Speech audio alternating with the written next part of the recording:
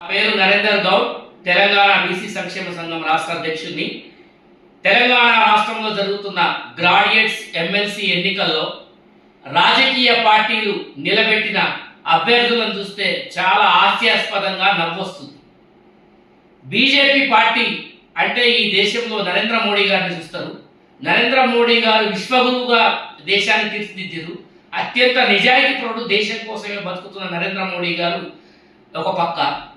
అదే ఈ రాష్ట్రంలో కిషన్ రెడ్డి గారి నాయకత్వంలో కులపిచ్చితోటి తన సొంత సామాజిక వర్గానికి సంబంధించినటువంటి అంజిరెడ్డి గారిని ఎమ్మెల్సీ ఎలక్షన్లో నిలబెట్టడం జరిగింది. కిషన్ రెడ్డి గారు, మీకు అంజిరెడ్డి గారి చరిత్ర తెలుసా? అంజిరెడ్డి గారు జీవితంలో ఏం చేసి వేల కోట్లు సంపాదించడో మీకు తెలుసా? చెప్తా వినండి. అంజిరెడ్డి గారు 30 ఏళ్లకు ముందు పటాన్ చెరువు ప్రాంతంలో కెమికల్ ఫ్యాక్టరీలో 3 పైల రిక్షా మీద 2 కెమికల్ డబ్బాలతో ఆయన జీవితం స్టార్ట్ అయింది. 2 కెమికల్ డబ్బాలతో స్టార్ట్ అయిన జీవితం ఈరోజు 30,000 కోట్లు సంపాదించాడు. ఎలా సంపాదించింది? పటాన్ చెరువు ప్రాంతంలో ఉండే కెమికల్ ప్లాంట్లలో అక్కడ ట్రీట్మెంట్ ప్లాంట్లను ఉంటాయి. ఆ ట్రీట్మెంట్ ప్లాంట్లలో కాలుష్య వ్యర్థాలని క్లీన్ చేస్తారు, శుద్ధి చేసి ప్రజలకు ఎటువంటి హాని కాకుండా చూస్తారు. అటువంటి ప్లాంట్లు లేకుండా ఉన్న కంపెనీలను ఎంచుకొని వందలాది లారీలు పెట్టి ఆ వందలాది లారీలతోటి అంజిరెడ్డి గారు అక్రమ మార్గాన చట్ట వ్యతిరేకంగా ఆ కెమికల్స్ ఆ చుట్టుపట్టు ఉండేటటువంటి చెరువులలో, ఇస్నాపూర్ చెరువులో, అక్కడ ఉండేటటువంటి వాగులలో నింపి కాలుష్య కాసాగారంగా చేసిన పటాన్ చెరువు ప్రాంతాన్ని.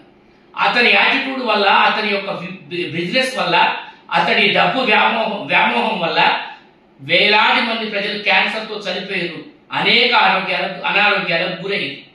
సెకండ్ థింగ్ ఏంటంటే, ఈరోజు ఆయన పరిస్థితి వేల కోట్లకు వచ్చింది. ఎమ్మెల్సీ టికెట్ తోటి ఈరోజు ఓటుకు 10,000 ఇవ్వడానికి సిద్ధంగా ఉన్నాడు.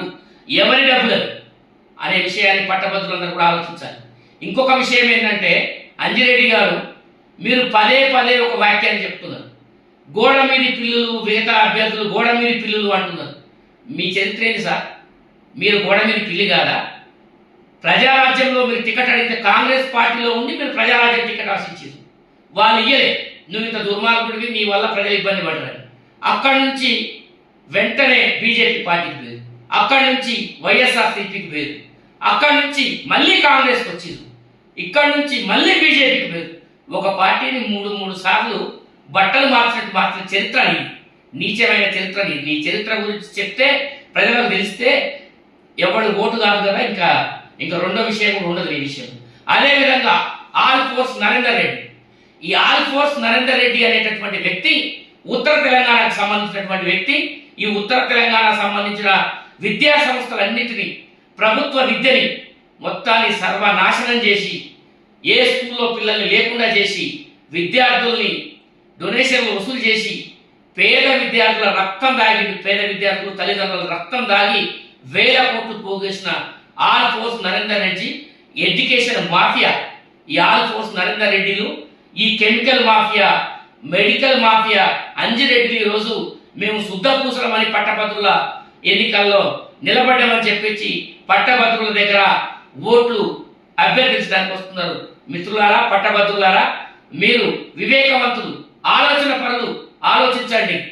మనకు మాఫియాలు కావాలన్నా, మనకు దొంగలు కావాలన్నా, నిజాయితీ పరుడైనటువంటి ఒక మిత్రుడు ప్రసన్న హరికృష్ణ కావాలన్నా మీరే తెలుసుకోండి.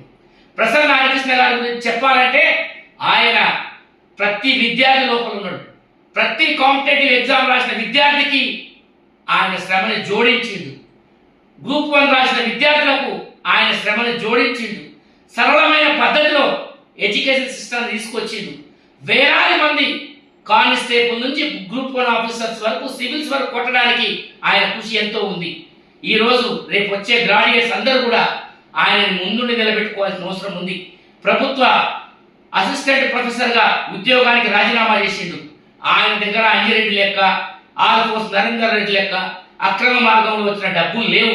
కాబట్టి అంజిరెడ్డి 10,000 ఇచ్చినా తీసుకోండి, ఆల్ ఫోర్స్ నరేందర్ రెడ్డి 15,000 ఇచ్చినా తీసుకోండి.